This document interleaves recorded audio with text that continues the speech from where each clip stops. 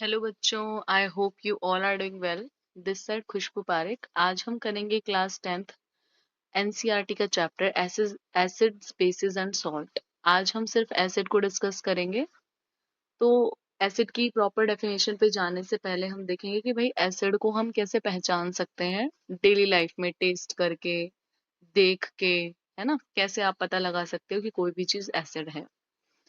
तो सबसे पहले हमारे पास है टेस्ट। अगर आप एसिड को टेस्ट करोगे तो वो खट्टे होते हैं टेस्ट में। जैसे आपने इमली टेस्ट की होगी, कैरी होती है, आजकल आम का सीजन है तो कैरी टेस्ट किया होगा आपने, टोमेटो, आंवला। तो ये सारी चीजें जो टेस्ट में खट्टी होती हैं वो सभी क्या होती हैं नेचर में, उसको हम क्या बोलेंगे, they are acidic in nature.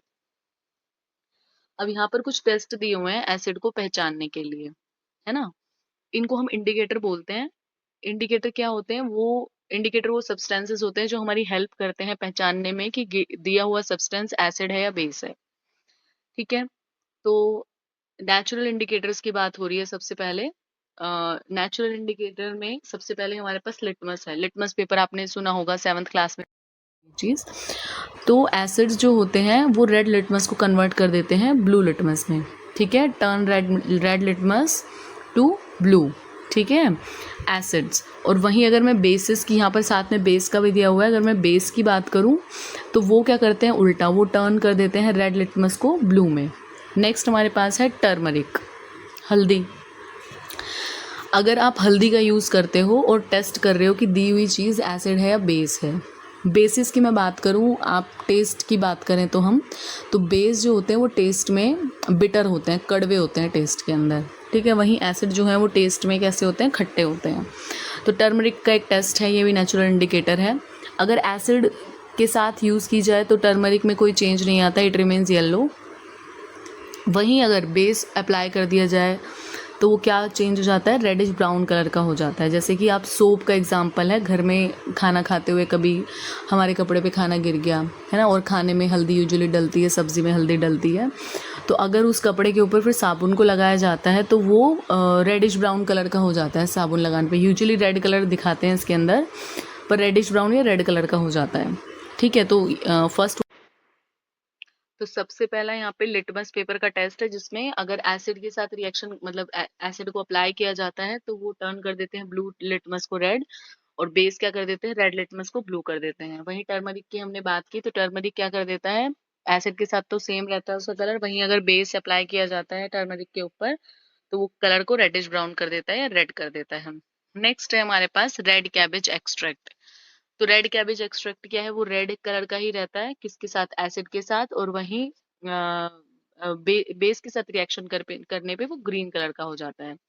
ठीक है, एक यहाँ पर हाइड्रेंजिया फ्लावर दे रखा है, वो भी कैसा ग्रो करता है, ब्लू पेटल में विद दी एसिड, और अगर हमारे पास क्या है, बेस के साथ रिएक्शन हो रही है तो पिंक पेटल हो जाती है। मेन हमारी बुक में 3 दिए हुए हैं, है ना। ये सब तीनों ही क्या है, नेचुरल इंडिकेटर हैं। नेक्स्ट हमारे पास है ऑल्फैक्टरी इंडिकेटर। ऑल्फैक्टरी इंडिकेटर क्या करते हैं, वो मतलब स्मेल को चेंज करके बताते हैं कि दिया हुआ सब्सटेंस एसिड है या बेस है। तो olfactory indicator are those substances whose characteristics order changes depending on whether they are in an acidic और बेसिक सॉल्यूशन। वो मतलब ऑर्डर, स्मेल को चेंज कर देते हैं, है ना, ऑल्फैक्टरी इंडिकेटर। अब सबसे पहले हमारे पास अनियन का टेस्ट और एक वनीला एक्सट्रैक्ट बोला हुआ है हमारी बुक के अंदर। तो अनियन टेस्ट या फिर वनीला टेस्ट, तो वही एसिड के अंदर तो इनकी स्मेल परसिस्ट रहती है, मतलब जो स्मेल है अनियन की स्मेल है वही रहती है, वनीला जो है उसकी स्मेल रहती है वही रहती है। पर अगर बेस के साथ उनको रिएक्शन करवाई जाए तो बेस के अंदर उनकी रिएक्शन जो है वो, मतलब वो जो उनकी एक्चुअल स्मेल रहती है वो खत्म हो जाती है। तो बेस के साथ स्मेल इज कम्प्लीटली डिस्ट्रॉयड, है ना, उनकी स्मेल को आप डिटेक्ट नहीं कर सकते हैं, क्योंकि एसिड में जो स्मेल रहती है वही रहती है। तो ऑल्फैक्टरी इंडिकेटर आ जाता है, और उसके एग्जांपल पूछ लेते हैं। ऑल्फैक्टरी इंडिकेटर वो इंडिकेटर है जो ऑर्डर को चेंज करके आपको बताते हैं कि that given substance is either acid और बेस। नेक्स्ट इज, आपको ऑर्गेनिक एसिड और मिनरल एसिड के बारे में इसमें बताया हुआ है। तो ऑर्गेनिक एसिड जो नेचर में नेचुरली प्रेजेंट है, ठीक है, और ये एडिबल भी होते हैं, आप इनको खा सकते हो, आपको कोई किसी तरह का नुकसान नहीं होगा, और हम डेली लाइफ में खाते भी हैं। जैसे मैंने चैप्टर के स्टार्टिंग में ही एग्जांपल दिया कि भाई लेमन हो गया, कैरी हम खाते हैं घर में, टोमेटो आप खाते हो, आंवला आप खाते हो, तो ये सब क्या है, ऑर्गेनिक एसिड है। तो ऑर्गेनिक एसिड क्या होते हैं, they are derived from plant minerals and animals, they are naturally occurring weak acid and are safe to consume और टच। क्योंकि ये वीक तो सेफ है, आप कंज्यूम कर सकते हो, टच कर सकते हो, कोई इशू नहीं है, कोई प्रॉब्लम आपको नहीं होगी। तो यहाँ पर कुछ डेली एडिबल कुछ चीज़ें दे रखी है जो हम डेली कंज्यूम करते हैं, and acid in present in them. What kind of acid is present in them, it is also very important. इस तरह का क्वेश्चन आ जाता है, आपको पर्टिकुलर दे दिया जाएगा कुछ भी, कि टोमेटो ही पूछ लिया कि उसमें कौन सा एसिड प्रेजेंट होता है, या कुछ भी दही पूछ लिया कि उसमें कौन सा एसिड होता है। तो ये क्वेश्चन बोर्ड में बहुत पूछे जाते हैं in form of MCQ.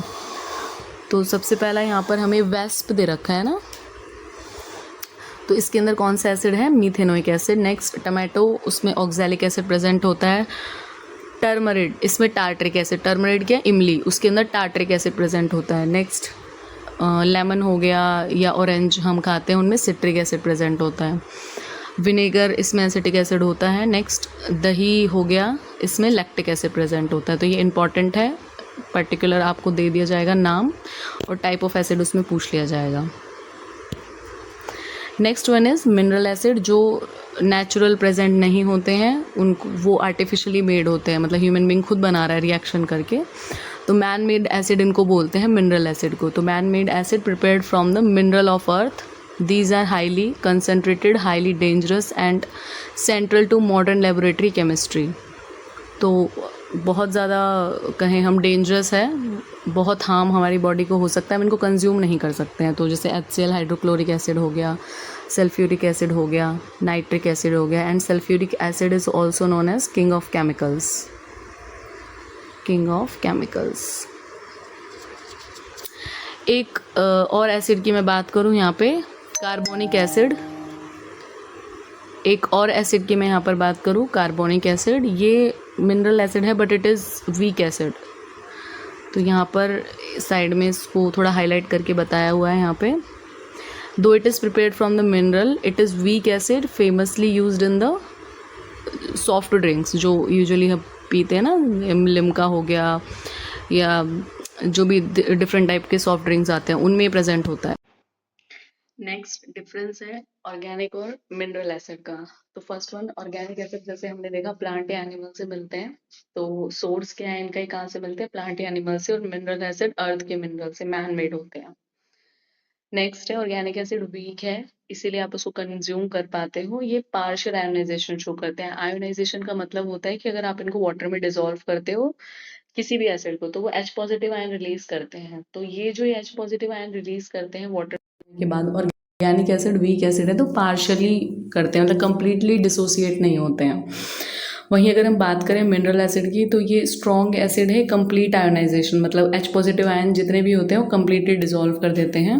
Next organic acid, they are safe for consumption and handling, आप इजीली खा सकते हो। जैसे हमने बहुत सारे एसिड की बात भी की, टोमेटो, लेमन, ऑरेंज, है ना, और विनेगर, तो ये सेफ फॉर कंजम्पशन है। वही अगर हम बात करें मिनरल एसिड की, तो ये क्योंकि बहुत कंसनट्रेटेड एसिड रहते हैं, they are harmful for your body, तो violently corrosive to skin, cloth and metal, ठीक है, तो ये हार्मफुल है आपकी बॉडी के लिए। एग्जाम्पल है नीचे यहाँ पे acetic, citric, lactic, tartaric acid, और जो मिनरल एसिड हैं, मतलब जो स्ट्रॉन्ग एसिड होते हैं, तो HCl हो गया, सल्फ्यूरिक एसिड हो गया, तो ये एग्जाम्पल है। कार्बोनिक एसिड ऑल्सो है mineral acid but it is not harmful, बताया मैंने पीछे कि सॉफ्ट ड्रिंक्स में प्रेजेंट होता है। नेक्स्ट हमारे पास है रेशो ऑफ पावर, मतलब कंसनट्रेटेड और डाइल्यूट। हमारी बुक में दो वर्ड ये यूज़ किए गए हैं, कंसनट्रेटेड वर्सेस डाइल्यूट। अब आप इन दोनों डायग्राम में देख पाएँ, तो ये जो रेड कलर की बॉल है ये एसिड को रिप्रेजेंट कर रही है,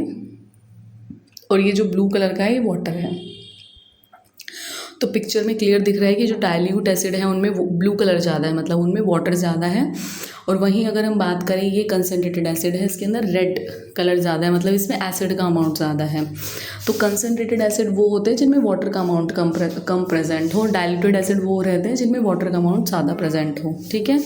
देखो नीचे डेफिनेशन है, कंटेन, ये जो ये वाले एसिड हैं concentrated acid contain the minimum possible amount of water, इनमें पानी का अमाउंट मिनिमम होता है और यहाँ पर वाटर का अमाउंट जो होता है वो मैक्सिमम होता है। तो ये obtain by mixing diluted acid is are obtained by mixing concentrated acid with vastly more water, decreasing the concentration of acid per unit volume. तो ज़्यादा अमाउंट ऑफ पानी रहता है, इसमें कंसनट्रेशन एसिड का कम रहता है.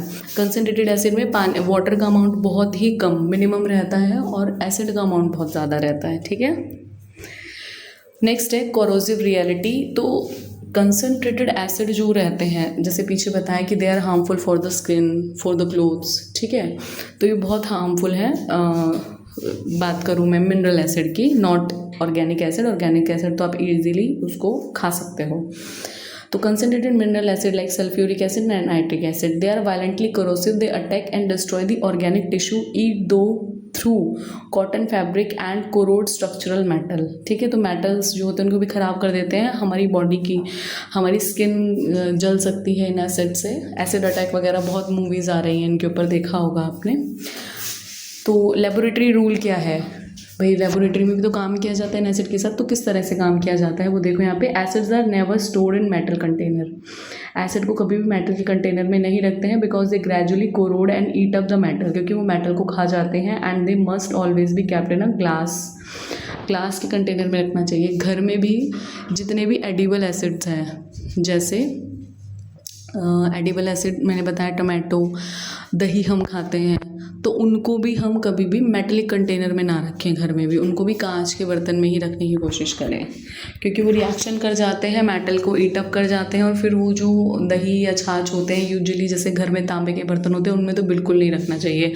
कॉपर के साथ रिएक्शन है एसिड की, वो देखोगे तब पता लगेगा कि अगर उनके साथ कॉपर के वेसल्स में अगर उनको रख देते हैं तो वो रिएक्शन करके हार्मफुल सब्सटेंस बनाते हैं. फिर वो जो दही या छाछ आपने रख दिया है उसके अंदर कॉपर के वेसल में, वो टॉक्सिक हो जाता है आपकी बॉडी के लिए. आप उसको खाते हो तो बहुत बॉडी के लिए हार्मफुल है, तो नहीं रखना चाहिए मेटल के कंटेनर में. नेक्स्ट है हमारे पास हाईली एक्सोथर्मिक. अब हाईली एक्सोथर्मिक क्या है, यहाँ पर ये है कि भाई आप जब भी डाइल्यूट करें, जैसे अभी हमने देखा कि डाइल्यूट एसिड होते हैं और कंसनट्रेटेड एसिड होते हैं. तो पानी ऐड करते हुए पानी को हमें एसिड में ऐड करना चाहिए, एसिड को पानी में ऐड करना चाहिए. ये बहुत इंपॉर्टेंट है. अगर आप लेबोरेटरी में काम करते हो तो बहुत ज़्यादा इंपॉर्टेंट है इस चीज़ को जानना. तो देखो बेटा, कभी भी हम एडिंग वाटर टू एसिड, मतलब पानी को एसिड में कभी नहीं ऐड करते. It is completely wrong. तो किसको ऐड करते हैं, एसिड को वाटर में. रीज़न क्या है, ध्यान रखो. अगर मैं यहाँ पे वाटर बना रही हूँ, अगर मैं वाटर में एसिड ऐड कर रही हूँ तो क्या रहता है, जब भी आप एसिड और वाटर की रिएक्शन करवाते हो तो हीट निकलती है. अगर आप एसिड को वाटर में डाल रहे हो तो हीट तो निकलेगी, लेकिन नीचे की साइड क्योंकि पानी है तो वो उस हीट को एब्जॉर्ब कर जाएगा और कोई दिक्कत नहीं आएगी, ईजी काम हो पाएगा. एसिड भी अगर हम वाटर में डालते हैं तो भी हमें धीरे धीरे थोड़ा थोड़ा डालना चाहिए. ऐसा नहीं एकदम से हमने पूरा एक ग्लास भर के डाल दिया. ठीक है. वहीं अगर हम उल्टा करते हैं, अगर हम वाटर को डालते हैं, आप वाटर को डाल रहे हो एसिड में,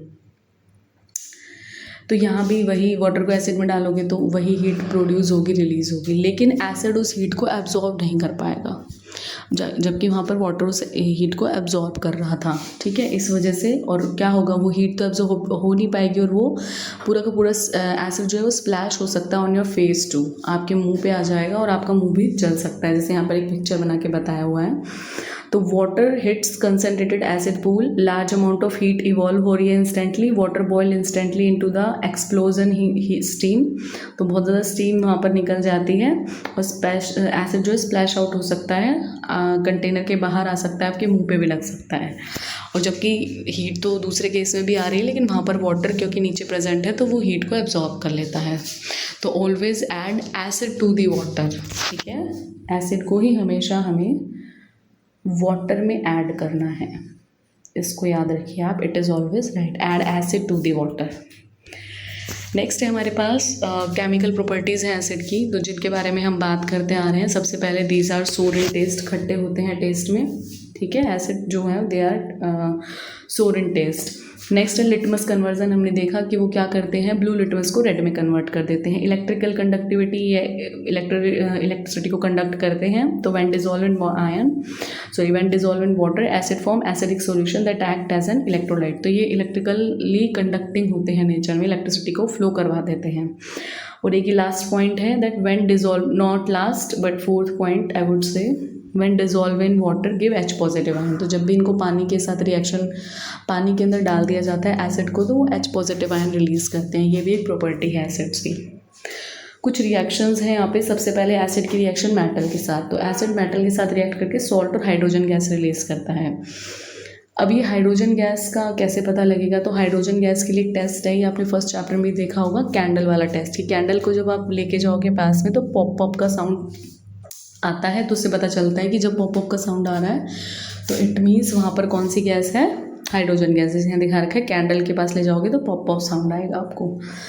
तो यहाँ पर रिएक्शन करके दिखा रखी है। सल्फ्यूरिक एसिड लिया है, जिंक के साथ रिएक्शन करवा दी, सॉल्ट क्या बना? जिंक सल्फेट, और हाइड्रोजन गैस रिलीज हो गई। तो मेटल के साथ रिएक्ट करके सॉल्ट और हाइड्रोजन गैस रिलीज करते हैं।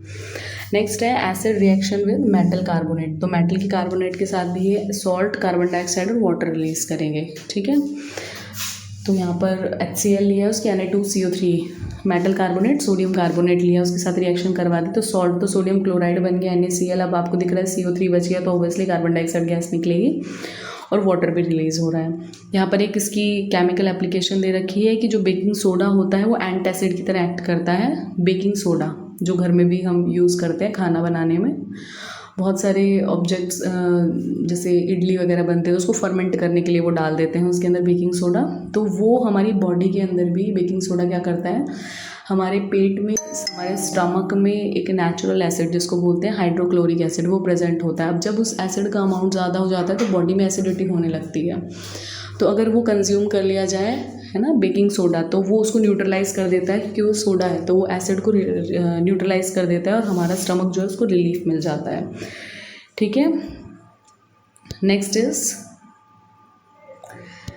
Reaction is neutralization reaction. तो ये इंपॉर्टेंट रिएक्शन है कि एसिड और बेस रिएक्ट करके सॉल्ट और वाटर बनाते हैं, यही न्यूट्रलाइजेशन रिएक्शन होती है। तो यहाँ रिएक्शन करके दिखा रखी है, HCl के NaOH के साथ NaCl और वाटर फॉर्म हो गया। यहाँ पर एक फिनोफ्थलीन का प्रूफ दे रखा है कि phenolphthalein is a synthetic indicator. हाँ, ये फिनोफ्थलीन एक सिंथेटिक इंडिकेटर होता है, पिंक कलर का रहता है बेसिक सॉल्यूशन के अंदर। जैसे इसके अंदर एसिड ऐड कर देते हैं तो वो अगर अमाउंट सही एसिड का ड्रॉप वाइज ही ऐड किया जाता है तो अमाउंट एग्जैक्ट आ जाता है, तो न्यूट्रलाइज हो जाता है, मतलब सॉल्ट की फॉर्मेशन हो जाती है। तो वो कलर जो है तो बिल्कुल वो चेंज करके बिल्कुल वाइट से कलर का हो जाता है, वाटर जैसे कलर का हो जाता है। फिनोफ्थलीन के बारे में बताया हुआ है। नेक्स्ट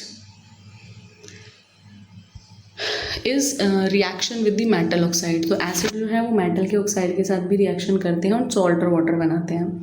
अभी पीछे भी हमने एक रिएक्शन देखी जिसमें सॉल्ट और वाटर बन रहा था, वो कौन सी थी? जब एसिड रिएक्ट करते हैं व्हाट, बेस के साथ। तो एसिड तो सेम है, सॉल्ट और वाटर भी सेम है, बस चेंज क्या हो गया, मेटल का ऑक्साइड। और वहाँ पर क्या था, एसिड के साथ कौन रिएक्ट कर रहा था, वहाँ पे बेस। तो यहाँ से ये पता चलता है कि मेटल के जो ऑक्साइड है वो क्या होते हैं, they are basic in nature. ये क्वेश्चन भी MCQ में आ जाता है कि मेटल के ऑक्साइड कैसे होते हैं नेचर के अंदर। तो metal oxide are basic in nature. यहाँ पर देखो, notice that output product salt plus water are exactly identical to the neutralization reaction because they neutralize acid in the exact same way. So metal oxides are proven to be basic in nature. वो कैसे होते हैं, basic होते हैं nature के अंदर। अभी last slide है, इसके अंदर आपको रिएक्शन के लिए एक फ्लो चार्ट बना के दिया हुआ है, देख सकते हो आप। बीच सेंटर में एसिड है, अगर मेटल के ऑक्साइड से रिएक्ट करते हैं तो क्या बनाते हैं, सॉल्ट और वाटर। तो मेटल के ऑक्साइड कैसे हो गए, बेसिक इन नेचर। यहाँ लिखा हुआ है मेटल के oxide are basic in nature. Next है हमारे पास एसिड जो होता है किसके साथ, बेस के साथ रिएक्शन करके भी सॉल्ट और वाटर ही बनाते हैं। तो दोनों रिएक्शन ये वाली सेम है। नेक्स्ट है हमारे पास एसिड जो होता है मेटल के साथ रिएक्ट करके सॉल्ट बनाता है, हाइड्रोजन गैस रिलीज करेगा। और एसिड जो है वो कार्बोनेट के साथ रिएक्ट करके, मेटल कार्बोनेट के साथ रिएक्ट करके सॉल्ट, वाटर और कार्बन डाइऑक्साइड गैस रिलीज करता है। आप इसको ऐसे भी याद कर सकते हो, मेटल का कार्बोनेट है तो वो CO3 कहाँ जाएगा, तो वो कार्बन डाइऑक्साइड गैस वहाँ पे रिलीज हो जाएगी। सो this is all from today's video. आज हमने एसिड के बारे में पढ़ा है, भाई कैसे आप पता लगा सकते हो डिफरेंट टाइप के इंडिकेटर्स से। पहले हमने टेस्ट के बारे में बात की कि they are sour in test. फिर हमने बहुत सारे इंडिकेटर जो नेचुरली प्रेजेंट है उनकी बात की। फिर हमने उसकी एसिड के बारे में उसकी दो टाइप के एसिड देखे हमने, मिनरल एसिड देखा, ऑर्गेनिक एसिड देखा। Then we discussed about the chemical properties of acid. So this is all from today's video. I hope कि आपको समझ में आया होगा। Thank you, have a great day ahead, bye bye.